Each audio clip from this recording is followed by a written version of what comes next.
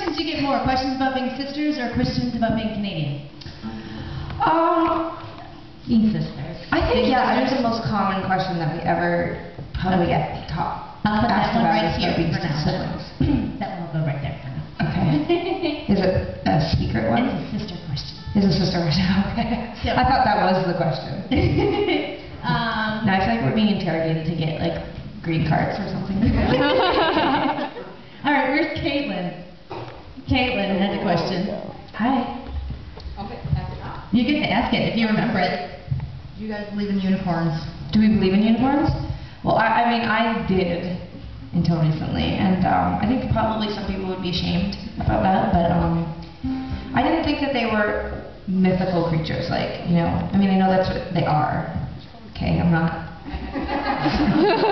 I understand that unicorns are mythical creatures, but I thought that that part of it was the thing that was, you know, not real. But I thought for sure there was white horses with horns. Yes, at some point. In Canada too, like I don't think that it was popular in the United States, but there was a show called The Last Unicorn. Angela Lansbury was one of the, it was a cartoon, and she did very dark cartoon. It was extremely dark, and it's basically about the last unicorn. And I really honestly... It was the first movie that we ever saw, and I think Tegan took it a little too literally. I think that she thought that it was like a mini-series, like sort of like a documentary on the last unicorn, but done in animated form. And I'm not joking, I really think that somehow that misinformation... I still think that there was probably unicorns. No, I think it lodged into her brain. And so even though she has never been diagnosed with any sort of like... I mean, I don't think that Tegan is dumb, and I don't think that she generally would carry like something so silly. Like that's a silly thing to think that there's unicorns or that there was white horses with they had mythical powers. That was the whole point. But I made it very clear that I was like, obviously it did not have mythical powers or whatever. You know, like I didn't think it was magic. I just thought it was. But the point is, I just thought it was a horse with a white horn. It's not hard to believe. Brown horses, black horses, white horse. There are white horses. They just don't have magical powers. They don't kill humans with their horns. I've been on the internet and I've seen white horses with horns. They look a lot like unicorns. So maybe the unicorn did exist. It's just it didn't need its horn anymore or its mythical powers, and so it developed into like a Darwinian thing. It like changed over time. So and I don't know. I'm not a specialist. So. All right, the next question is from Anne. Where are you, Anne? Anne? Oh, there, she's back there. Look, did she leave? Oh, God. You don't believe in drugs? I've seen them. They're real. I touched one, I have one. Okay, I was wondering about the YouTube phenomena that's come to be in the last few years and how it's affected your concerts and band, or knowing that everything you do is on the internet forever and for everybody. YouTube. I hear that question asked again. I'm having difficulty. Actually, yeah, if we could get the studio audience mic. Yeah, we're not monitor. Sorry, I said again. That's Chris again. Not Chris. God, Chris. Getting your boss to get ready. Can you hear me? Yeah, Okay. Yeah. I was asking about the YouTube phenomena that's come to be in the last few years and how it's affected your live concerts and band, or knowing that everything you do is on the internet for everybody and forever.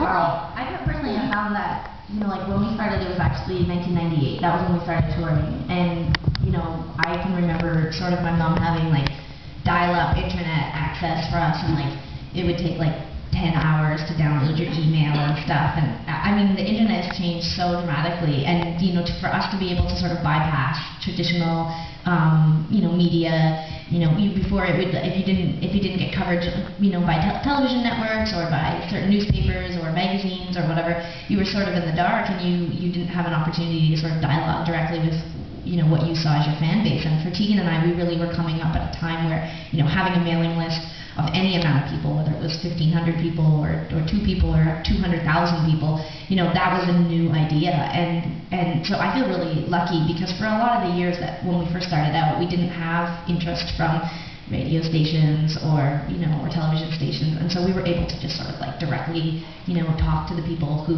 liked us. And then, and sort of second part of that question, you know, about YouTube and things being up there forever. I regret so many things that we've done. I regret this right now.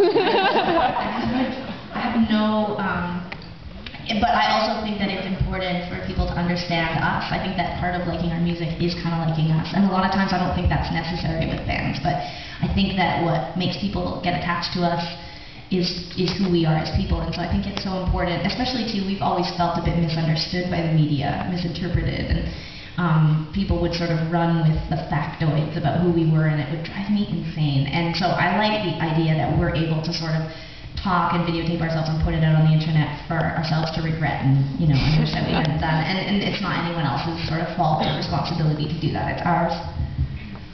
We're helping spread misinformation about ourselves. And it's awesome. David, where's David at? That would be you? Alright, I'm coming around. I like how you guys got, this was like you were drunk last night and you put your name in a hat. So everyone's like, oh no.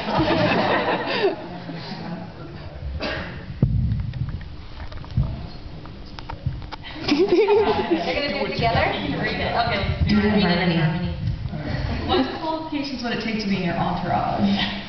Well, number one on the list with you, you'd have to be paying your own way. Generally, people who have an entourage have a lot of money. Sarah and I tried hiring a personal assistant on our last tour in Europe. And she had been out as our merchandise manager for a while, but didn't feel merchandise management was her field. So she came back as a personal assistant, and she has the quality we think that is most important in a personal assistant, which is that she can almost like see into the future, kind of like a unicorn, and she knows basically what we need before we even need it. And she describes it as like when she passed the torch to the next personal assistant, what she said was that her number one function in life on the road with us was to remove things that would annoy and irritate us, be it people or actual things, from our path. And it sounds so weird, but on the road, like things that, irritate, I mean, it can affect everyone. I mean, yesterday I fired everyone 3 or 4 times. And so, had I had a personal assistant, this could have been avoided. So at this point, entourage is still like, lights, front of house, monitors, drummer, You have to have etc. You do have to work at this point. But if we were to have an entourage, what I would want is obviously a unicorn. Second, I would like a clown on the road with us. I think that it's serious. They're laughing because it's for real. We've talked extensively about how a clown would affect all of us on the road, okay? First thing to think about is that as if waking up every morning with a clown wouldn't be hilarious. Like, you get out of your bunk with 8 other adults having a sleepover at 27 years old, which is both pathetic and ridiculous, but a clown's there. Tegan? How could you be in a bad mood? And so then we're thinking that the clown's duties, because once we get over getting up, what would be the point of having a clown, right, in the entourage? Turn the clown into the it clown, with scary, sharp teeth and unhappy face, and get them to go settle the show for us, right? No promoter's gonna look at a scary it style Stephen King clown and be like, oh, I'm gonna screw them over about a couple $100. They can also be like a bouncer, sometimes lately, some of our fans have gotten a little aggressive with us, more than they used to, and I think if we had the clown from it, besides funny, people would not. Or think about people who really traumatizing. People come up on stage when fans attack, okay, and it takes 4 bouncers to remove someone off the stage. It's harsh. I think people are torn inside. They're like, I'm glad that person's being removed because they're obviously on PCP, but it's scary. Imagine a clown doing it. Right? Hilarious. So anyway, these are just future positions that we're thinking about for our entourage, but right now we can't afford it, so. It's very practical. Yeah, I know. We're practical.